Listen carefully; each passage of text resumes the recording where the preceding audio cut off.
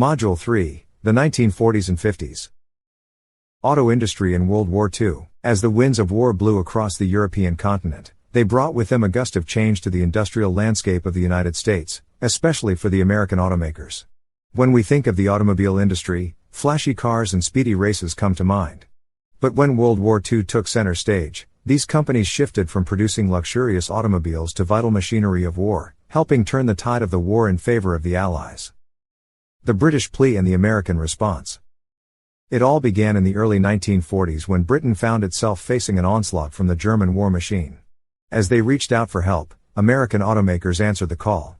It was not just about providing vehicles. These companies contributed a wide range of materials and expertise. General Motors, for instance, played an integral role in aircraft production, aiding in manufacturing parts for planes that took to the skies over the battlefields of Europe.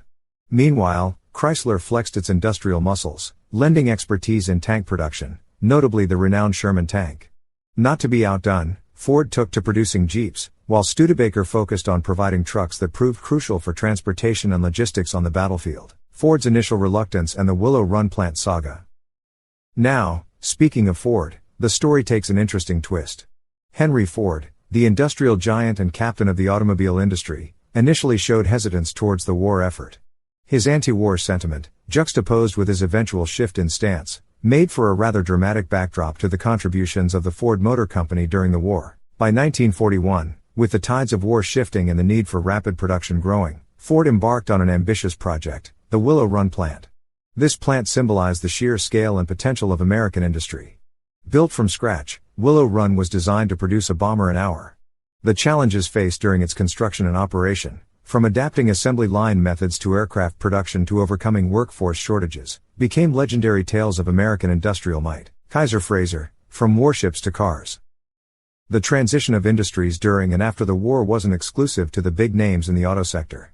Kaiser Frazer, primarily a shipbuilding firm, had made significant contributions by providing ships during World War II. Post-war, riding on their success and reputation from the war effort, they pivoted into the automobile business. This move reminds us of today's companies that might transition from tech and defense sectors into commercial ventures, showing that the lessons of history remain ever relevant. AMC Rambler and the economic turns. Moving ahead, the post-war period brought its own set of challenges and surprises. In 1958, amidst an economic recession, the AMC Rambler emerged as a beacon of hope for the American Motors Corporation. Against the backdrop of financial turmoil, the smaller, more economical Rambler gained significant popularity. It wasn't fancy designs or a merger that made this vehicle the third best-selling nameplate, it was the practical response to the economic needs of the time. Ford's transformation, leaders and Edsel. In the smoky halls of history, businesses are riddled with tales of leaders who made it or broke it. While some have masterfully commanded their ships through treacherous waters, others seem to have run aground before they even set sail. In this chapter, we will dive deep into the story of Henry Ford II, the gentleman who not only took the helm of the Ford Motor Company but also rejuvenated it with fresh, transformative leadership. And oh, of course, there's the intriguing story of Edsel, the car that, unlike its counterparts, wasn't too charmed by the Beatlemania sweeping the U.S. Henry Ford II in the era of the revivalists. Henry Ford II, affectionately known as Hank the Deuce, realized early on that inheriting a name wasn't enough, he had to forge his own identity. Instead of simply resting on the laurels of the Ford legacy, he decided to infuse new blood into the company. He brought in leaders not from the cozy garages of Detroit, but from areas of business as diverse as aerospace.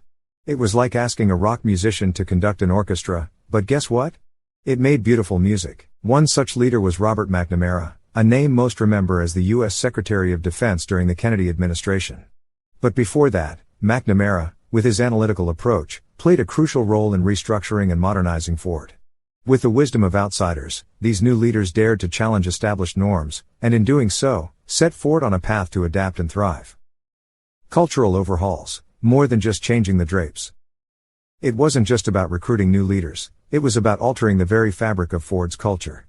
The company, under the guidance of these new age leaders, shifted from an insular, family-driven business to one that was more professional, analytical, and open to change. It was no longer just how things were done at Ford.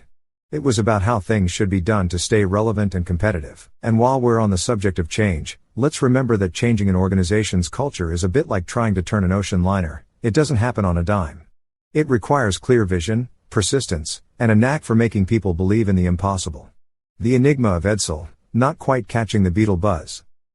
Ah, the Edsel. While it's tempting to see it as Ford's way of saying, hey, we too can make quirky cars, the tale of the Edsel is a bit more nuanced than that. When the Volkswagen Beetle made its entrance in the US, it was like Elvis entering a room full of classical musicians. It was fresh, it was different, and boy, did it create a stir. Many US automakers scrambled to replicate or counteract the success of the Beetle. The Chevrolet Corvair, Plymouth Valiant, and Ford Falcon were all, in some ways, reactions to this compact, no-frills German import. But Edsel? Well, let's just say it danced to a different tune altogether. Designed to fit between the Ford and Mercury lineups, the Edsel wasn't really aimed at competing with the Beetle. Instead, it was envisioned as an innovative, mid-market luxury offering. Alas, its distinctive horse-collar grille, combined with marketing missteps and a few manufacturing hiccups, meant that it failed to capture the public's heart or wallet. While it would be amusing to imagine the Edsel's designers taking inspiration from a Beetle, or perhaps trying to squash it, the truth is a bit more sober. Edsel's conception and subsequent failure were largely independent of the Beetle's success in the US.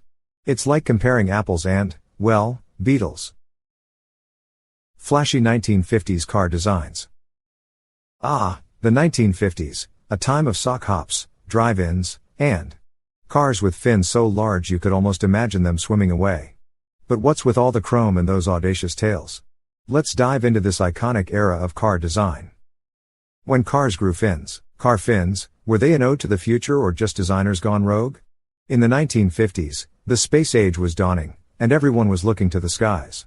Rockets, spaceships, and UFOs were part of the zeitgeist. So, naturally, cars started looking a little extraterrestrial. Car fins evoked a sense of speed, modernity, and otherworldliness. And if you parked one of these babies in your driveway, you were practically screaming, I'm living in the future. Chrome everywhere. If the fins were about the skies, then the chrome was about the glitz. Chrome trim gleamed and glittered, turning heads wherever it went. It gave cars a polished look, quite literally, and reflected the economic prosperity of the time. However, it wasn't everyone's cup of tea. Detractors would say, too gaudy, too showy. But for those behind the wheel, it was all about making a statement. And that statement was, shine on, you crazy diamond. Chrysler's forward look, a leap or a stumble? Now, speaking of making a splash, we can't forget about Chrysler's forward look program.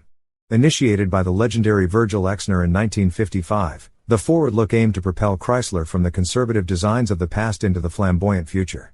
It emphasized long horizontal lines, towering tail fins, and, you guessed it, a galaxy of chrome. Chrysler's cars looked like they were straight out of a sci-fi novel, and people loved it. Well, most people. The designs were polarizing. Some adored the bold aesthetic choices, while others found them too avant-garde. Sales initially soared, but the new designs brought with them a host of manufacturing challenges. Issues like poor build quality began to tarnish the forward-look brand, and competitors were quick to pounce on these weaknesses. Moreover, by the time the 1960s rolled in, tastes began to change. Those enormous fins started to look dated, and the heaps of chrome no longer resonated with the burgeoning counterculture movement.